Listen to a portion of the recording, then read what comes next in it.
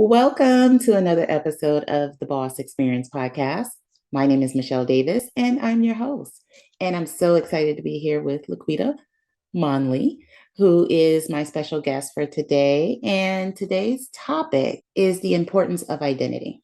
And if you're seeing Laquita for the first time, she's an entrepreneur, she's a speaker, she's an author, and she's a fellow podcaster. So I'm super excited for her to share her expertise and her input on what it means to have your own identity and the importance of it when you're building a business. So anyone that's been following me for any length of time knows that, entrepreneurship is a second career for me. So coming from a career and coming into entrepreneurship, I had no idea who I was. And, I was so kind of completely engrossed in my career. I didn't know who I was as a person. I was whatever job title I held. So, you can easily lose your identity, and that's just your job. When you add on layers like mom, wife, and all those other titles that we get throughout our life, it gets even more complicated. And sometimes you got to navigate yourself out of everything to kind of ask yourself and get to know yourself and ask yourself, who am I? What do I like?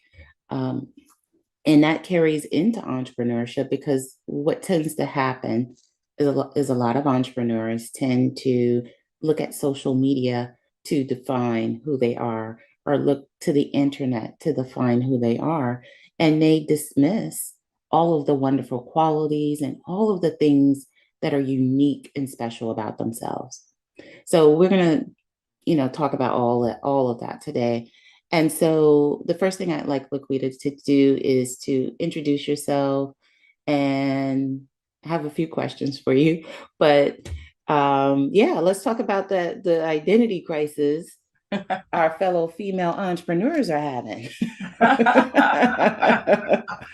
Well, I have a feeling this is going to be a great conversation, but thank you so Absolutely. much for having me on as a guest, Michelle. I've been looking forward to this conversation. And so I'm, just really super excited to be here. But for me, I'll boil myself down to three, maybe four things because these are the positions that have the most value to me. And that's my position as wife, mom, and grandmother, and put a special emphasis on being a grandmother. Absolutely the best thing that I have done in my life to date. Amen. So that was it. Is that because you get to give your kids back, the grandkids back? No, Yeah. I'm just kidding. I'm Yes. just kidding. They're returnable. They're cute. They're cuddly. Sometimes they smell bad, but they are returnable. But it took me a long time in my life journey to value who I was as a wife and a mom. And we'll talk about that hopefully a little bit in the conversation. So now that I completely understand my role and value that role as wife and mom, by the time I became a grandmother, I was excited and elated about it. Now, do I wear a lot of different hats? Most women do. Most of us, whether we're mothers or not, we wear so many different hats in our life, and the other hats are meaningful.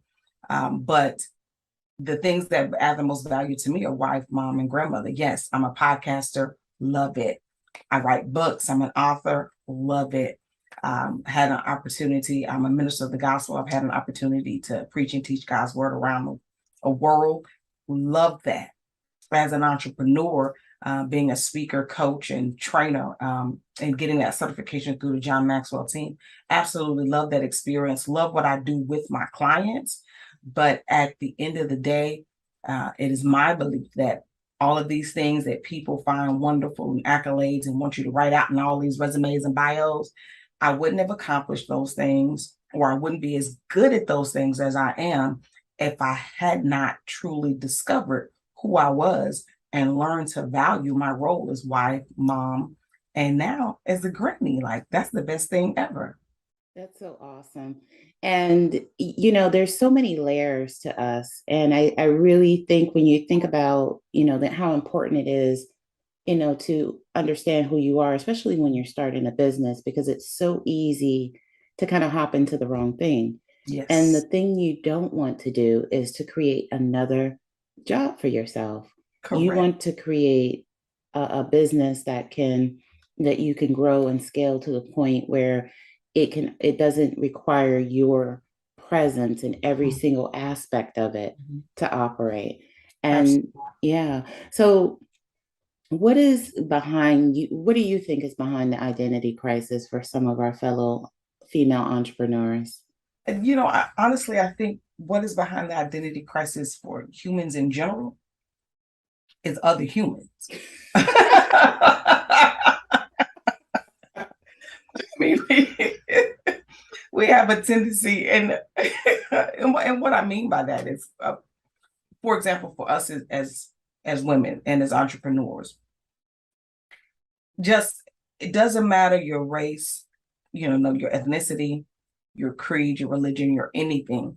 There are just unspoken and expectations according to gender that people have for one another. And whether they're forced upon you, gently urged upon you, something about our culture, um, even though we're a lot better now than where you used to be, there's still those unspoken things that we try to uh, achieve. And we want to, be the very best at what we're perceived to supposed to be doing, right? And when we mix that in, and not knowing who we are and believing that achieving those things that the culture has deemed what success should look like or what your identity is, you never know your identity because you never realize you need to figure it out. True. Yeah. It's that you said something really key in the opening. Like most people, when we say, okay, what do I want to be when I grow up? You make that determination, you work hard, and you move in that direction. Sometimes we may or may not change our mind about what we want, but whatever we end up adulting and doing as a career or even as an entrepreneurial endeavor, we dive so far off in it that it becomes our identity. Mm-hmm. And we eventually hit that proverbial brick wall and you're left saying, what am I doing?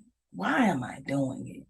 I could be making 6, 7, 8 figures, and I'm just unhappy and I don't know why.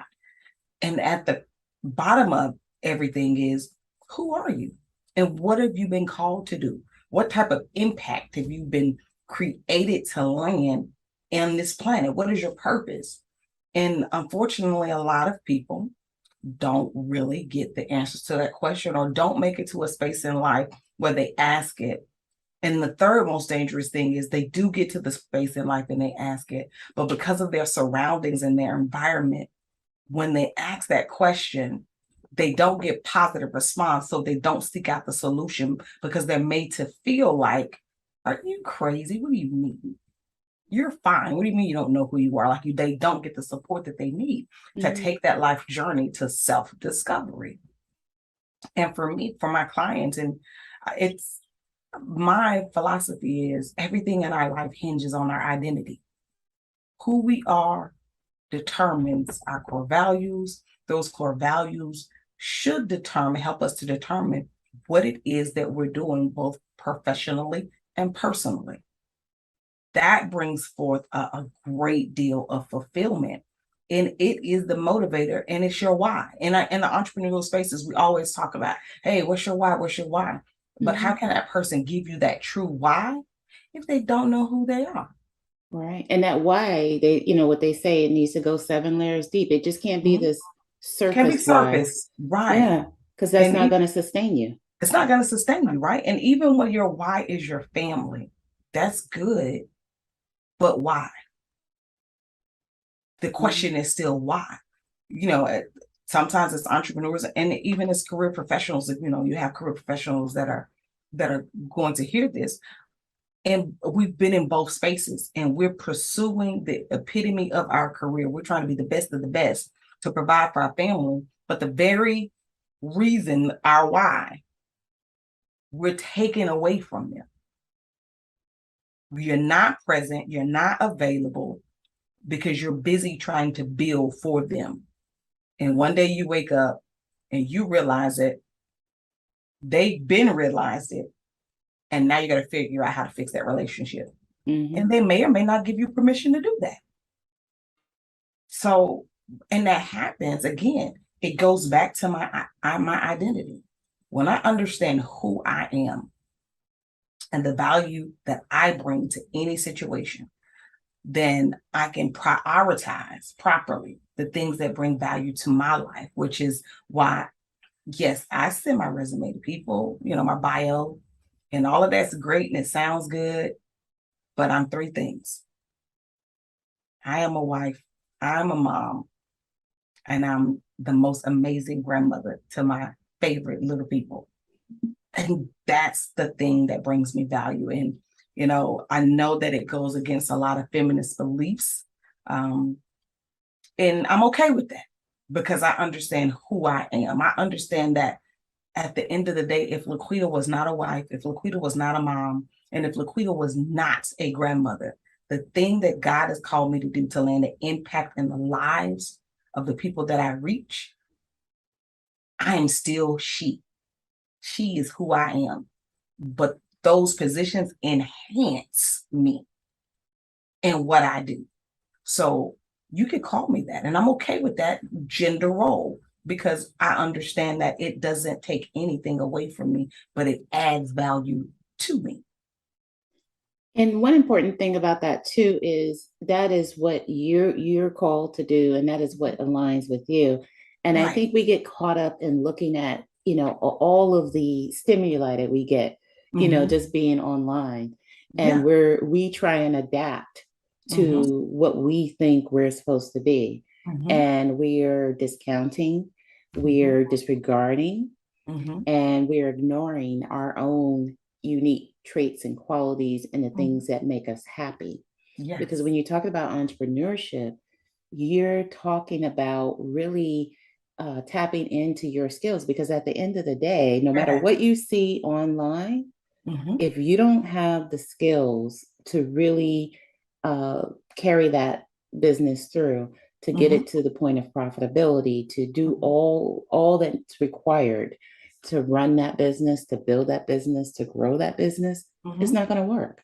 And Absolutely. I think that's when so many people get that so clouded in their brain. They're looking at outside of themselves and they're looking at like that's who I want to be like. That's what I Mm-hmm. want, and that's what I want to do. Yes. You don't have those skills. Right. Or you may not have those skills, Yeah. and it starts with you and it's really about developing you. Mm-hmm. And what point in your life did you kind of discover that in yourself? I was 25 and I had a triggering moment. Mm, And it was so eye-opening. So prior to that, I did realize that I was depressed and I had been in counseling, mm-hmm, which was a major thing, right? It was a really major thing for me. I'm an African American woman from the deep South, a strict Baptist household. Black people don't go to no therapist. Like, what are you talking about? And so the energy that it took, thank God for my husband's support, for me to seek out that counseling was great. And then we moved because of his career. Just as things were going really good and I was getting some headway, we had to move because the Army says, hey, you got to go to a new duty station. And so because I felt like I was good, I didn't immediately seek out connecting with a therapist in my new local area. mm-hmm, And what we ended up doing was coming back to Texas where my mother lived. And so again, remember, I was raised in a strictly Christian household. And so there was a lot of things going on in my life and in my marriage that I was unhappy with. And I was at the place of walking away. mm, So, as you know, talking to my parents and everybody, and my husband's talking to his folks, and everybody's like, oh, just go to church, just go to church. And we're thinking, that did not fix anything. But I just realized like that did not fix anything. yeah. So, but at that time, we were living with my mom because we were trying to buy a house. And so you go because you don't want to hear that, right? Like we go, and I'm coming out of service this on this particular occasion, and one of a delightful soul. She is a delight. I have to say that she is a delight. She didn't mean any harm. And she goes, "Hey, Sister Kim's daughter." She was trying to get my attention. I snapped. And afterwards, I was on my way home. She was very apologetic. I to this day, I don't even know. Well, if she's read my book, she now knows like why I did that. But I didn't ever come back and give her any clarity on why I did that. But she was very apologetic and had probably no clue why she was apologizing and what she did to make me so angry. Mm. But it was in that moment that I was upset because she didn't call me by my name. And all of these floods of emotions came in because in every aspect of my life at that point, because I did not value. As a matter of fact, and not only did I not value it, I belittled it, my role as a wife and a mom. Mm. So anybody that has any affiliation with the military, the way that it's set up, the dependents, we're not even called spouses, we're called dependents. The dependents are recognized by our sponsor, which is your service member, whether it's the man or the woman, it doesn't matter in the marriage, you're a dependent. So everywhere in my life, I did not have an identity. So I'm here, I'm at church. The least you could do is call me by my name. You know, I go to the school with my kids. I'm Daryl, Devontae, Denise, David, or Marquez's mom, or Mrs. Monley. It's still never my first name, right? I'm always attached to someone else. And I did not realize how much that had been weighing a sister down until that moment. And on the way home, I started to evaluate that. And over the next couple of weeks, I just really thought about it and was like, wow, you need some help. Like, what did you do? I was so embarrassed every time I would go to church after the end to see this lady because I went off on her. But that started my journey. Her calling me Sister Kim's daughter. My mom is a delight. The lady didn't mean any harm, but my mother is Kim. I'm Laquita. And yes, I am her daughter, but I am Laquita. Like, at least you could have called me Miss Sister Monley or something. You just called me by my mother's name. So that started a journey of self-discovery. I had realized that I needed to find myself, you know, cliche. I needed to find myself. And at that point, my husband was going to the initial invasion of Baghdad. He was rolling out. And so I had a year to figure this thing out, to figure out who I am, what I'm doing, whether or not I wanted to remain Mrs. Momley. And, you know, I had a lot to work out in that year. And by God's grace, I did. I made some good headway, but it took a lot of work. It took a lot of work. And it helped me to identify things that I had been doing up until that point, simply to satisfy other people's expectations of me. And even if they did not verbalize it, it was what I thought they wanted or what I thought I should have been doing.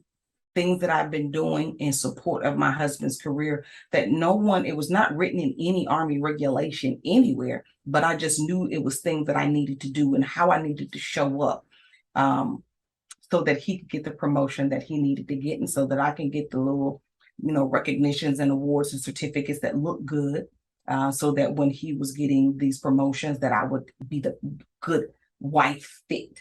And the same thing was happening for me with my children. But if you ask me, hey, Laquita, what did you like? You know, what do you do? What's your hobby? What do you like doing in your spare time? My only point of reference was things that I liked in high school.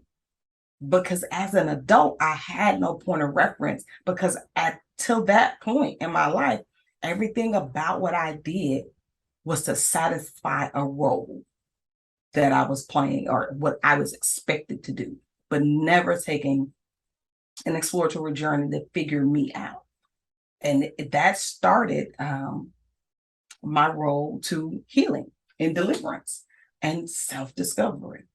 And what I discovered about me was I love people. I love people. I love to talk. I love to be a blessing to people. I love to build people. But likewise, I run the risk of doing all of those things to my own detriment by not allowing people to do the same to me. So it's that shaped me. I knew I wanted to be an entrepreneur during that time. I bought my first property as a real estate investor, but it shifted my why. My why grew. The originally wanting to become an entrepreneur is because we were broke. We didn't have the proverbial pot or window, okay? And somebody infomercial said that you could get rich if you do this. Yes, and you could do it with no money down and no credit. And I'm like, oh, wow, that fits me. Any of those things. Let me do this. Now, you mentioned a few things because I think people need to think like, when I think about you being an army wife, for lack of a better term, Yeah, that I think kind of fed into the depression too, because absolutely. you're moving from place to place. You don't know anyone. You're always Mhm. the new person. And then at the drop of a dime, you're moving again. And, when you think about like, taking that time to really get to know yourself in that self-discovery period. Mhm. And I think you and I have talked offline, I always say if I did not focus on entrepreneurship, I don't think I would have delved as deeply as I have in self-development. And you started early, and it took Yes. that moment, with the woman in the church parking lot. You're like, because people in pain hurt people. Yes. Yes. Yeah. Hurting people And hurt other people. you were in Yes. pain, you were hurting, and she just came along at the wrong time. It wasn't anything Oh, personal. baby. Like, So so let's talk about that for a minute. So, because a lot of people skip that inner work. mm, They think I just want to make money. What do you mean I got to develop myself? Like, you have to. You what do I have need to develop myself for? And they think I just want to make money. I'm an entrepreneur. I don't need to develop anything. So I have a two-part question. One okay. is, what would you say to that statement? I don't need to develop anything. And the other part is, what do you think is the key? What was the key factor in your own healing journey when you think about where you were then and whether or not you had the potential to be the entrepreneur that you are today, had you not done any of that work? Wow. So, to a person that thinks they don't need development, personal development, I would tell them you're wrong. Like, studies have shown, pick one. It doesn't matter, like anything. So, who we are as a person pours over into the things that we do. You made a really good example. Hurting people hurt other people. I can possess an amazing skill set at what I do as, say, an accountant. But now I want to start my own CPA firm, or I want to become a partner in the firm that I'm in. I'm an amazing accountant, but in order to become a partner in the firm that I am in, because my eye is I'm going to start my own one day, that means I have to know how to work with people. But because I don't know who I am and I'm not working on personal development, I've just been working on skill set development. I lack a key component of emotional intelligence. And I cannot figure out why people just don't want to work with me or for me. Even though I'm the smartest person on this team, I am the best accountant on this team, hands down. Nobody refutes that. It's because you lack personal development. And emotional intelligence is just one piece of that. Why are you this way? You don't know. And because you've been you your whole life, you just learn how to roll with it. You may not even be happy with you, but you become accustomed and you know how to manage it. Even though you're not happy, looking into that unknown, you can deem it as unnecessary or scary, but you don't want to go there. And so that hinders your ability to achieve the goals that you want to achieve. But because you are the best accountant, you raise up the ranks. But you find yourself in some of those other goals and dreams that you have on a personal level, or even wanting that camaraderie around you on your team and from your fellow colleagues. And if you are the one that owns the business, Why is it that nobody, leaves you the birthday card? And these are maybe some drastic examples, but just an example, right? You want to know how to build your team. You want to know how to cultivate them and get to know them and communicate with them. You want to provide a culture where they feel safe and can grow. Well, that's going to require you to grow on a deeply personal level and address some things within yourself that need to be addressed so that now I can have the perception I need to be able to recognize it in other people, or even if it says, if I can't recognize it, or recognize the fact that these are some things I might need to do to implement to build my team. Personal development should be woven into every single thing we do as entrepreneurs, as leaders. We have a personal responsibility to be the very best versions of ourselves so that we can show up the way that we need to show up, yes, in our personal life, but also in our professional life. We always need to be able to show up the way we need to be and be strong enough in your own identity that even in your points of vulnerability, you're okay with the transparency because you can use it as a teaching moment. But when I lack personal development, things like that, I won't do. I won't even consider. I'll consider it a weakness. Yeah. And you have people that are walking around with so much in them. They're holding on to so much. They're holding on to, the fear. They're holding on, to things everything that and everyone that hurt them. They're holding on to like all this baggage. And they're walking around like, how come I can't be successful? How come this isn't working out for me? How come, everybody leaves me? And they're not understanding that they need to look within and they need to do the work. So, you definitely couldn't have been the same entrepreneur you are today had you not done that inner work. No.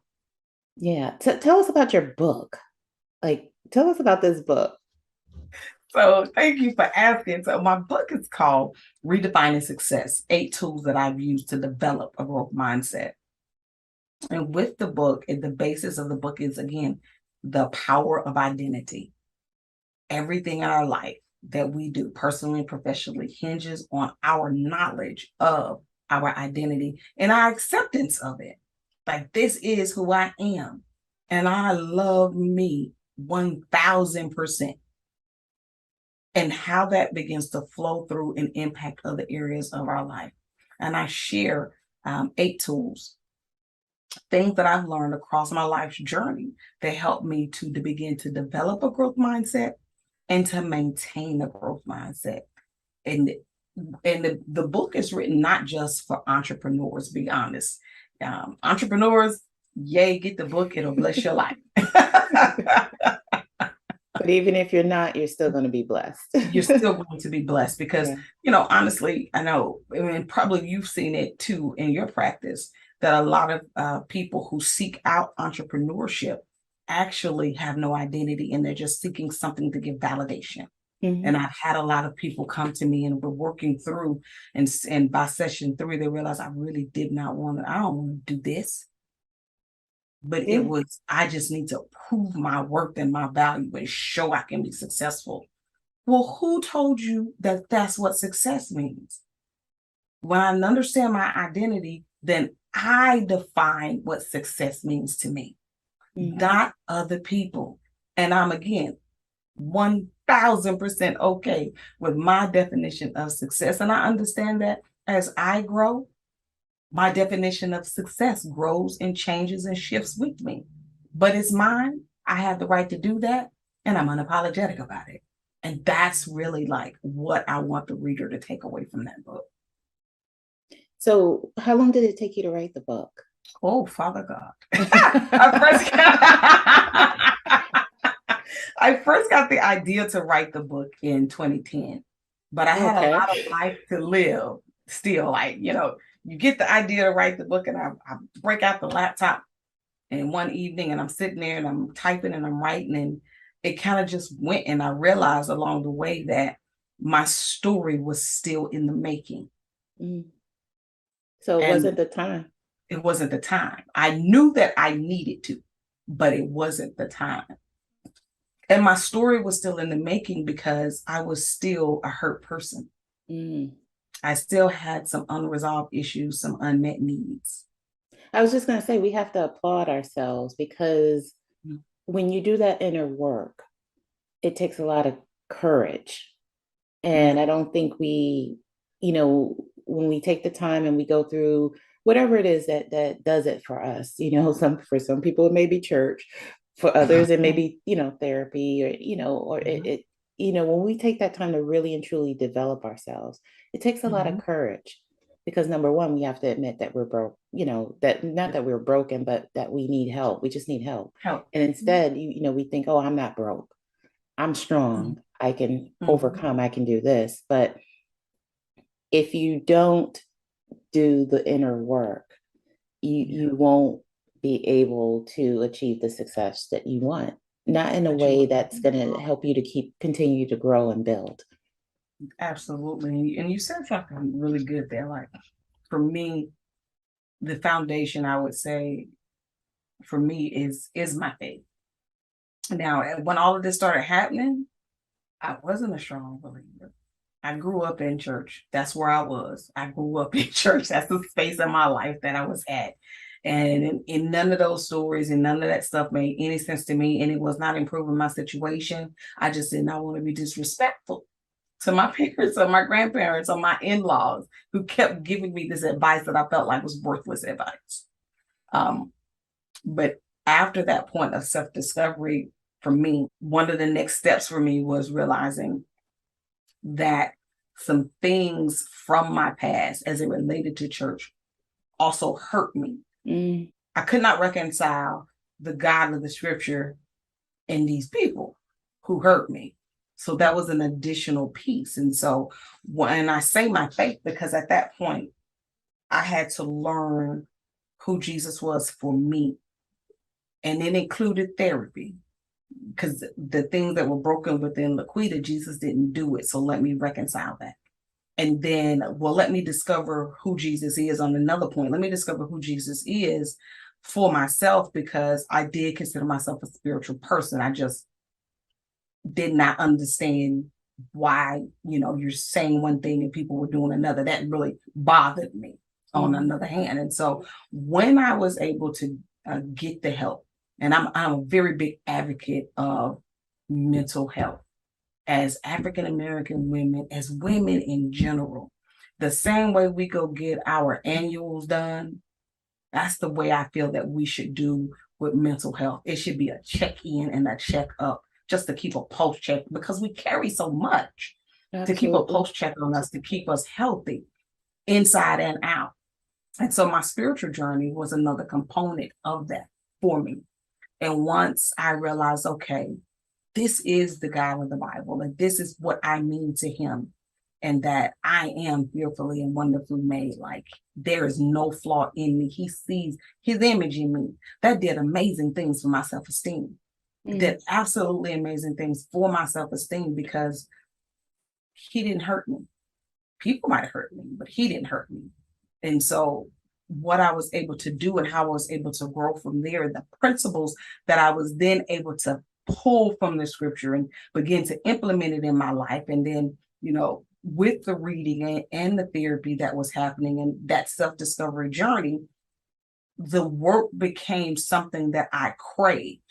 Yes, it was still hard, but it was very intentional and purposeful all at the same time. It's like, okay, this is what I know I'm going to do today. This is how I'm going to set my day. This is how I'm going to set my journey. I was beginning that journey of healing by bringing those components together in my life. And where I was focused on trying to get Laquita together, those other broken aspects of my life, it was like one day I realized, oh, they're not broke no more.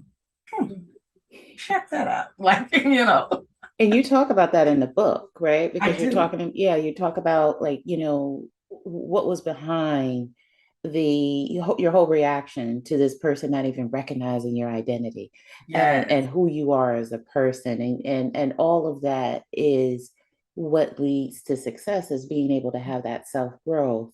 So Yes. I love the direction that you took and just really highlighting that is, yes, things are about business, Mhm. but life is about, there's things that are about life first, and everything starts with who you are as a Like, person, and it starts with life, and then the business comes yes, after.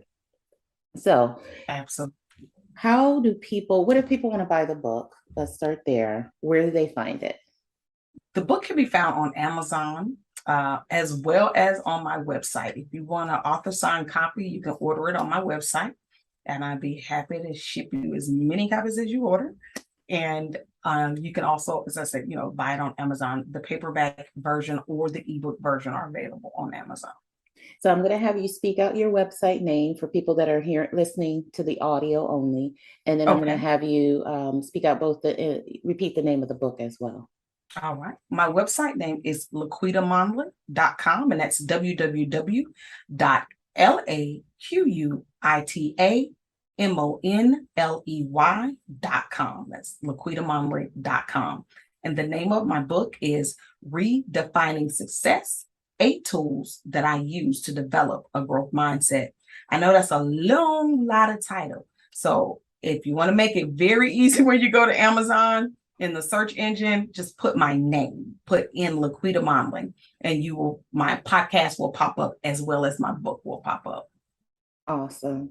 And so, what are some, as we close out this particular episode, when let's, I want you to give some final words, and I want you to kind of sum it up in kind of a simple phrase for people, something for them to take away, because we covered a lot in this episode. It was a very, I think, a very good, heartfelt discussion about what it means to have identity and how important it is.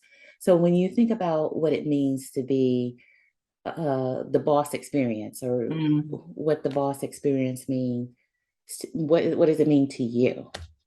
What the boss experience means to me is my ability to control my life, meaning when I am living my life according to the boss experience, the things that I prioritize and put value on, I'm able to make those front and center, and everything else that I do have to work around it.